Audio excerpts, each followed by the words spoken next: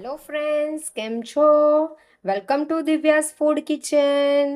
તો આજે હું તમારી સાથે શેર કરીશ વ્રતમાં કે ઉપવાસમાં ખાઈ શકાય કે તમે નાસ્તામાં ખાઈ શકો એવી સાબુદાના વડાની રેસિપી, જે ખાવામાં ખૂબ જ ટેસ્ટી હોય છે અને એકદમ કુરકુરી એવી આ રેસિપી છે. સાબુદાનાના વડાની રેસિપી છે જે અંદરથી ક્રિસ્પી અને બહારથી સોફ્ટ એવા સાબુદાના વડા બનીને રેડી થાય છે. તો ચાલો સાબુદાના બનાવવાની રેસિપી અને તેની સાથે ખાઈ શકાય એવી કોથમીરની ચટણીની રેસિપી બનાવવાનું સ્ટાર્ટ કરીએ. તો અહીંયા મેં 1 વાટકી સાબુદાના લીધા છે અને 2 મીડિયમ સાઇઝના બટાકા લીધા છે. તો સૌથી પહેલાં સાબુદાનાને આપણે 3-4 પાણીએ વોશ કરી દેવાના છે. તો આપણે સાબુદાનાને વોશ કરી દઈએ. એને આ રીતે વોશ કરી દેવાના છે. સાબુદાનાની અંદર આ જે વ્હાઈટ પાર્ટ જે હોય છે એ કાઢી નાખવાનો છે અને તેને એકદમ જ ક્લીન કરી દેવાનું છે. તો અહીંયા મેં સાબુદાનાને 4-5 પાણીએ બરાબર વોશ કરી દીધા છે. હવે આપણે સાબુદાનાને પલાળવાના છીએ. તો એની અંદર પાણી એડ કરું છું. સાબુદાનામાં પાણીનો વધારે યુઝ કરવાનો નથી. બસ ખાલી પાણી આ સાબુદાના પાણીની અંદર આ રીતે ડૂબે એટલું જ પાણી આની અંદર એડ કરવાનું છે. તમે જોઈ શકો છો, ફક્ત સાબુદાના ડૂબે એટલું જ પાણી મેં આની અંદર નાખ્યું છે. જો વધારે પડતું પાણી આની અંદર હશે તો સાબુદાના ચીકણા થઈ જશે અને આ રીતે ખાલી સાબુદાના ડૂબે એટલું જ પાણી તમે એડ કરશો તો સાબુદાના છૂટાને છૂટા રહેશે. હવે આ સાબુદાનાને 7થી 8 કલાક સુધી પલાળીને આ રીતે જ રાખવાના છે. તો જેટલા સાબુદાના છે એના કરતાં ડબલ સાબુદાના થઈ જશે. એ ફૂલીને એક ડબલ થઈ જશે. હવે અહીંયા મેં 2 બટાકા લીધા છે. એ બટાકાને આપણે બાફી દેવાના છે. બટાકા એકદમ બફાઈ નહીં જાય તેનું ધ્યાન રાખજો. બટાકા બાફીને મેં એને એકદમ ઠંડા કરી દીધા હતા અને એને છીણીની મદદથી મેં એને છીણી નાખ્યા હતા. તમે મેસર્સની મદદથી એને મેશ પણ કરી શકો છો, પણ ગાંઠા નહીં રહે એટલે મેં એને છીણી નાખ્યા છે. હવે આપણે જે સાબુદાના લીધા હતા એ સાબુદાના પણ પલળી ગયા છે.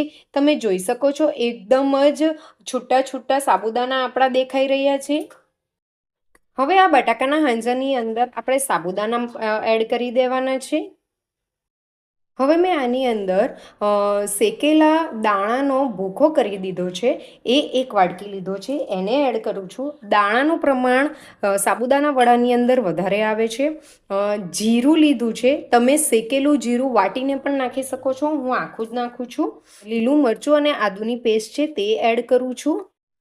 1 ચમચી સિંધવ મીઠું એડ કરું છું. ફાસ્ટમાં અમુક લોકો સિંધવ મીઠું ખાય છે તો મેં સિંધવ મીઠું એડ કરું છું. તમે સાદું મીઠું ખાતા હોય તો તમે એડ કરી શકો છો. 2 ચમચી ખાંડ એડ કરું છું. જો તમારે નાખવી હોય તો તમે નાખી શકો છો, નહીં નાખવી હોય તો તમે સ્કીપ પણ કરી શકો છો. કોથમીર લીધી છે, કોથમીર એડ કરું છું. અડધું લીંબુનો રસ એડ કરું છું. જો તમારી પાસે લીંબુ નાની સાઇઝનું હોય તો તમે એક આખું લીંબુ નીચવી શકો છો. મારી પાસે મોટું છે એટલે હું અડધું જ લીંબુ નીચવું છું. હવે બાઇન્ડિંગ માટે મેં અહીંયા રાજગરાનો લોટ લીધો છે. તમે રાજગરાનો લોટ એડ કરી શકો છો. ફાસ્ટ છે એટલે હું રાજગરાનો લોટ એડ કરું છું. પણ જો તમારો ફાસ્ટ ન હોય અને નાસ્તા માટે તમે બનાવતા હો તો તમે એની અંદર કોર્નફ્લોર પણ નાખી શકો છો રાજગરાના લોટની જગ્યાએ, જેથી એનું બાઇન્ડિંગ પણ આવી જશે અને બહારથી તે ક્રિસ્પી પણ રહેશે અને અંદરથી સોફ્ટ રહેશે. આ બધાને આ જ રીતે મસરીને મિક્સ કરવાનું છે. તેલ લગાવવાનું છે અને આના ગોળા કરવાના છે. તમે નાની મોટી તમે તમારા હિસાબથી ગોળા કરી શકો છો. આ રીતે ગોળા કરવાના છે અને આ રીતે પછી એને ચપટા કરી દેવાના છે. જો તમે રાઉન્ડ શેપ આપવો હોય તો તમારે રાઉન્ડ શેપ પણ અપાશે. હું આ રીતે કરું છું. આ રીતના બધા જ ગોળા બનાવી દઉં છું.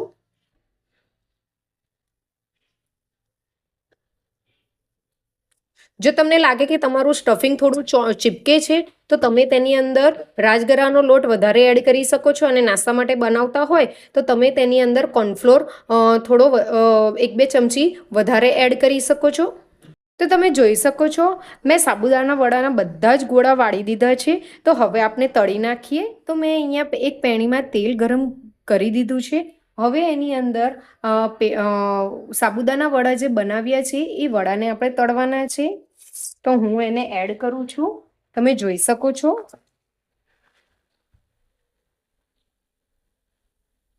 મીડિયમ ગેસની ફ્લેમ પર જ આપણે એને તળવાના છે.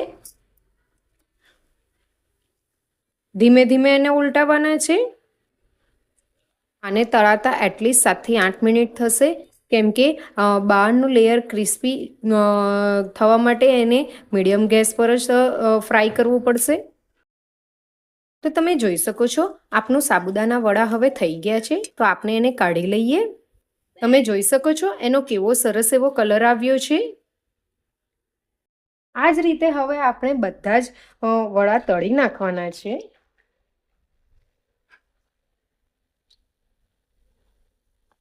તો હવે સાબુદાણા વડાની સાથે ખવાતી ચટણીની રેસીપી આપણે શરૂ કરીએ. અહીંયા મેં એક મિક્સર જાર લીધું છે. તેની અંદર હું 1 વાટકી જેટલો કોથમીર એડ કરું છું. ડાખરાની સાથે જ એડ કરવાની છે. અડધી વાટકી મેં ફુદીનાના પાન લીધા છે, તે એડ કરું છું. 1/4 વાટકી સિંગદાણા લીધા છે, તે એડ કરું છું.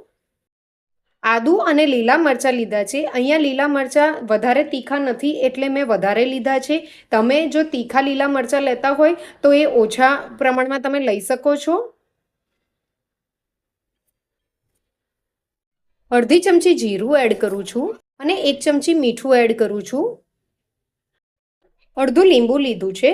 જો તમારી પાસે મોટી સાઇઝનું લીંબુ હોય તો તમે અડધું જ લેજો. મારી પાસે મોટી સાઇઝનું લીંબુ હતું એટલે મેં અડધું જ લીધું છે. જો તમે ફાસ્ટ માટે ચટણી બનાવતા હોય તો તેની અંદર મેં સિંધવ મીઠું એડ કર્યું છે. તમે સાદું મીઠું એડ કરી શકો છો. અને જો તમે નાસ્તા માટે ચટણી બનાવતા હોય તો તમે આની અંદર લસણ એડ કરી શકો છો. લસણ નાખશો તો પણ આનો ટેસ્ટ ખૂબ જ સરસ એવો આવશે અને ચટણી ખાવાની પણ બહુ જ મજા આવશે. હવે આની અંદર હું 1/4 વાટકી પાણી એડ કરું છું. આ બધાને આપણે ગ્રાઇન્ડ કરી દેવાનું છે. એકદમ ઝીણી ગ્રાઇન્ડ કરવાની છે ચટણીને. તો તમે જોઈ શકો છો આપની ચટણી બનીને રેડી છે. એનો કલર ખૂબ જ સરસ એવો ગ્રીન કલર આવ્યો છે. ખાવામાં ખૂબ જ ટેસ્ટી અને હેલ્ધી એવી આ ચટણી છે. અને સાબુદાણા વડાની સાથે તો ખૂબ જ ટેસ્ટી એવી આ ચટણી લાગશે અને વડા ખાવાની ખૂબ જ મજા આવશે. તો ચાલો હવે સાબુદાણા વડા અને ચટણીને સર્વિંગ બાઉલમાં લઈ લઈએ. તો તમે જોઈ શકો છો હેલ્ધી અને એકદમ કુરકુરી અને અંદરથી સોફ્ટ અને તેની સાથે ખાવામાં આવતી કોથમીરની ચટણી, કોથમીર ફુદીનાની ચટણી મેં સર્વિંગ બાઉલમાં લઈ લીધી છે. ખાવામાં ખૂબ જ ટેસ્ટી છે. તમે જોઈ શકો છો.